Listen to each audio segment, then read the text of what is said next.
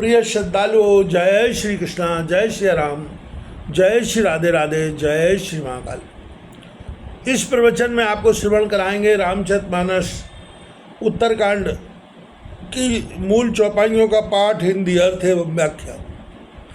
अबला कछभूषण भूर क्षुदा धनहीन दुखी ममता बहुधा सुख चाय मूर्ण न धर्म रता मति थोर कठोर न कोमलता नर पीड़ित रोग न भोग कहीं अभिमान विरोध अकारण ही लघु जीवन सम्मत पंचदशा कल्पांत न नाश गुमान नशा। स्त्रियों के पास बाल मात्र ही भूषण और बड़ी भूख है। लोग धन न होने से बहुत दुखी हैं, परंतु ममता बहुत है। मूर्ख सुख तो चाहते हैं परंतु धर्म में प्रीति नहीं करते, इससे दुख पाते हैं। थोड़ी मति है, वह भी कठोर है, जिसमें कोमलता नहीं। मनुष्य रोगों से पीड़ित है, भोग सुख कहीं भी नहीं है। अभिमान बैर बिना कारण ही सब में करते हैं। थोड़ा जीना 5 वर्ष का कलयुग होगा, परंतु अहंकार ऐसा कि कल्पांत में ही हमारा नाश नहीं होगा। यह मनुष्यों का लघु जीवन होगा। कलिकाल विहाल किए मनुजा नहीं मानत को अनुजा तनुजा नहीं तोप विचार न शीतलता सब जाति को जाति भय मंगता ईर्षा परुषा छल लोलुपता भरपूर रही क्षमता विगता सब लोग वियोग विशोक है वर्णाश्रम धर्म आचार गए। कलिकाल ने मनुष्यों को बेहाल कर रखा है। कोई बेटी बहन को नहीं मानता, संतोष विचार शीतलता किसी में नहीं रही। सब जाति को जाति मंगता हो गए। ईर्षा कठोरता छल और अति लोभादि परिपूर्ण हो रहे हैं और क्षमता मित्रता जाती रही।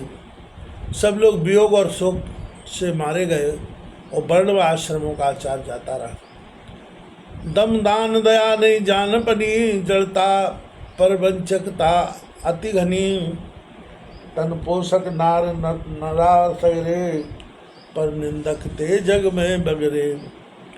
इंद्रियों का जीतना, दान दया जानपन चातुर नहीं, जड़ता और परवंचकता बहुत है, अथवा इंद्रिय दमन दान दया का ज्ञाता कोई नहीं मिलता। सब स्त्री पुरुष अपने शरीर का पोषण करने वाले हैं और पराई निंदा करने वाले जगत में फैले हैं। सुन ब्यालारि कराल कल मलब गुण आगार गुणों बहुत कलिकाल कर बिनु प्रयास रिश्ता। हे सर्पों के शत्रु गरुड़ जी, यद्यपि यह कराल कलिकाल पाप और अवगुण का घर है, तो भी कलयुग में बड़ा गुण है, बिना प्रयास निष्ठार हो जाता है। कृत्युग त्रेता द्वापर पूजा मखर योग जो गति होए सो कल हरि नाम ते पावे लोग। सतयुग त्रेता द्वापर में पूजा यज्ञ और योग से जो गति होती है, वह कलयुग में केवल हरि का नाम लेने से लोग पाते हैं। आगे तुलसीदास जी कहते हैं, कृतयुग सब योगी विज्ञानी कर हरि ध्यान धरें तरें भव प्राणी। त्रेता विविध यज्ञ नर करहीं प्रभु समर्प कर्म भव तरहीं। सतयुग में तो सब योगी विज्ञानी होते थे और भगवान श्री हरि का ध्यान करके संसार से तरते थे। त्रेता में अनेक प्रकार के यज्ञ करके उसका फल प्रभु को समर्पित करके मनुष्य संसार सागर के पार हो जाते हैं। द्वापर कर रघुपति पद पूजा नरभव तरय उपाय न दूजा। कलयुग केवल हरि गुण गा गावत नर पावै भवता। द्वापर में रघुनाथ जी के चरणों की पूजा करके मनुष्य संसार सागर से पार हो जाते हैं। दूसरा उपाय नहीं है। कलयुग में केवल हरि के गुणगान करने और स्मरण करने से ही मनुष्य संसार की थाह पा लेता है। कलयुग योग यज्ञ नहीं ज्ञाना एक आधार राम गुण गाना। सब भरोस जो भज रामय प्रेम समेत गाओ गुण ग्रामय। कलयुग में योग यज्ञ दान कुछ नहीं है, एक श्री रामचंद्र जी के गुणगान मात्र का ही आधार है। सब भरोसा छोड़कर जो श्री रामचंद्र जी का भजन करते हैं और प्रेम समेत गुण समूह का गान करते हैं। सो भव तर कछु संशय नाही, नाम प्रताप प्रकट कल माही। कली कर एक पुनीत प्रतापा, मानस पूर्ण हो नहीं पापा। वे संसार से तर जाएंगे, इसमें कुछ संदेह नहीं है, क्योंकि कलयुग में नाम का प्रताप प्रकट है। कलयुग का एक पवित्र प्रताप है कि मन का किया हुआ पुण्य तो लग जाता है किंतु पाप नहीं लगता। कृते यद ध्यायतो विष्णु त्रेतायाम न्यस्तो होते।